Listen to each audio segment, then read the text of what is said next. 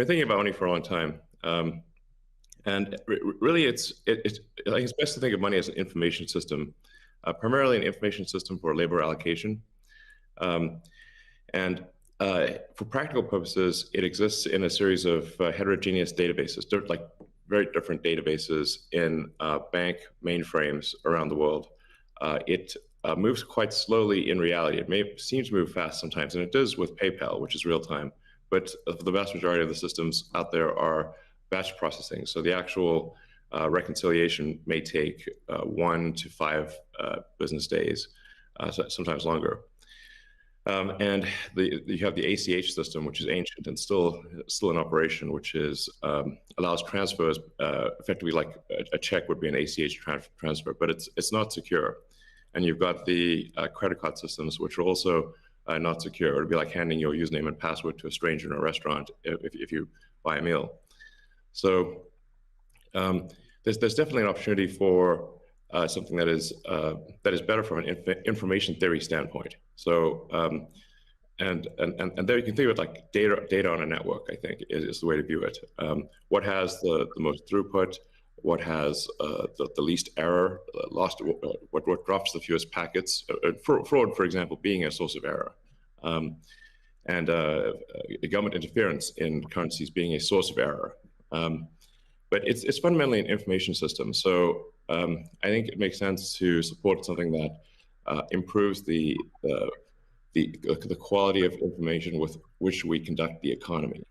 And Bitcoin is a candidate for that. It does, I think, some things well, and it's obviously it's evolving, and there are additional things like Lightning being done on top of Bitcoin.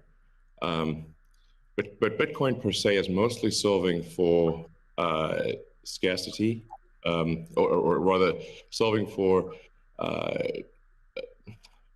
essentially having no throat to choke, decentralized.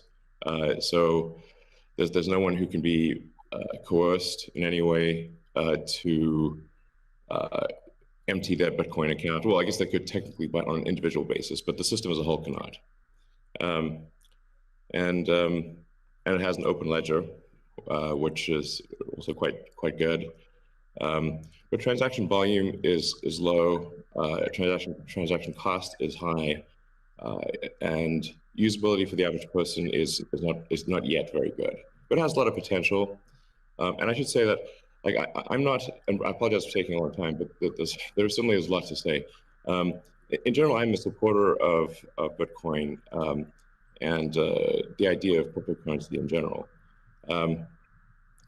But as I've said publicly, we do need to watch out for crypto taking, especially Bitcoin, using proof of work to maybe use energy that's maybe a bit too much and not necessarily good for the environment. So, but on balance, I support Bitcoin, and I'm not an investor. The only publicly traded stock I own is Tesla, and the only significant thing I own outside of Tesla is my SpaceX stock that could help create both companies. So, but apart from that, I do own Bitcoin, and Tesla owns Bitcoin, SpaceX owns Bitcoin, and I do personally own a bit of Ethereum and Dogecoin, of course. So.